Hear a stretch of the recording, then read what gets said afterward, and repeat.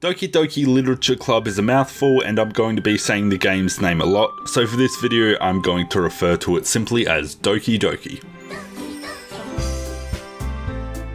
Doki Doki is a visual novel with a twist. I won't say what that twist is right away because I think the game is worth everyone's time to at least see how it plays out to the end, especially because the game is free. I will talk about the game as best as I can to start, then I'll give a spoiler warning where I suggest you leave the video if you haven't played it. So, to describe it simply, Doki Doki is a visual novel about the protagonist joining a literature club at school, and wouldn't you know it, all the other members are cute girls. It sets itself up to be a generic harem visual novel where you pick who you want to sleep with.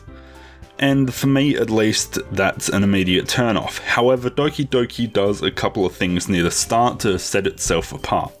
First thing is the protagonist. He's certainly nothing to write home about, but he sets himself apart by showing that he genuinely cares for his best friend Sayori.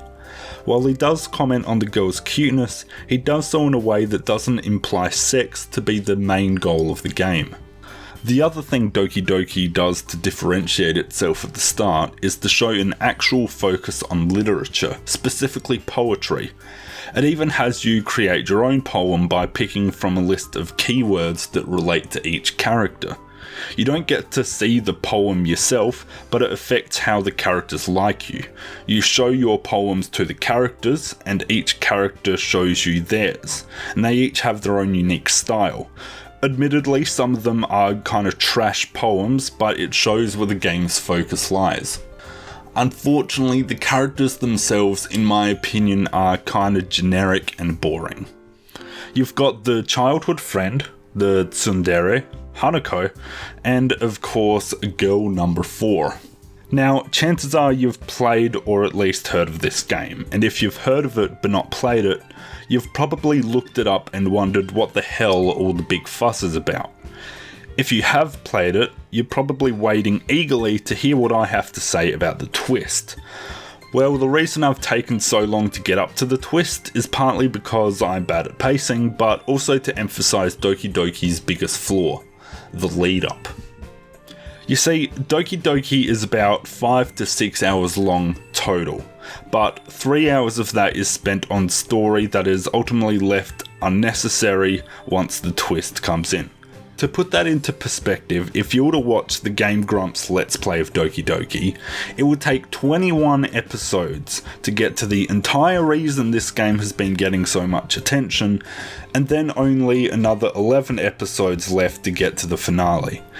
So if you were able to play Doki Doki for those first 2/3 of the game, you probably got invested in what it led you to believe was the real story, only to have it take such a huge turn. And here is your spoiler warning. Despite what I've said so far, I do honestly believe Doki Doki is worth your time, so if you haven't played it yet, please find some time and go play it. Okay, so Sayori kills herself and the game restarts. This is the first part of the twist, and at this point I was glued to the screen. It's really cool and unexpected. It leaves you wondering why, and it keeps you guessing as to what it all means. The suicide was a good twist on its own. The game had you showing that Sayori was depressed, but the cute nature of Doki Doki so far wouldn't make you believe it would go all the way. It was very upsetting, but also a little refreshing in a way to see that the game wasn't going to hold anything back, and the game resetting added a whole new layer. At this point your mind is running, trying to figure out where the game is gonna go. Not only has Sayori killed herself, not only has the game reset, but now it seems as though Sayori has been glitched out of the game. I'll tell you what my theory was at this point. I thought that, considering the main character had blamed himself for her death, he was running through the last week again trying to figure out what he had done wrong, or trying to repress his memories in some way. Well, I was very wrong. You move through all the events again, slightly different though, as Sayori isn't here anymore. This time around, Monika comes up to you in class and invites you to the literature club, and you're only able to go down the Natsuki path or the Yuri path. Running through the game again provides a few fun moments. Seeing how different everything is without Sayori is cool, and the occasional, big text or glitchy screen is okay, but it's just another example of my problem with the game's pacing. The excitement I felt when the game initially reset had long died down by the time I got to the next part of the twist, which was Natsuki's death. I haven't gone down Yuri's path, but I assume it's fairly similar, so either Natsuki or Yuri die and the game resets again. I'm going to put another spoiler warning here because really, this game is absolutely worth your time. It won the IGN 2017 award for Most Innovative Game for a damn good reason. So, you restart the game and there's Monika. There's just Monika in an empty room sitting across from you at a desk. Monika explains to you that she is aware that she is a video game character, that she is aware that you are the person playing the video game that she is in. She explains that she rewrote the other characters to be less appealing so that you would like her more. That she was the one who deleted the other characters from the game, and this explains all the glitchy moments after Sayori disappears. I think regardless of who you are and what your stance is on, visual novels of this kind of genre, this next part is undeniably awesome.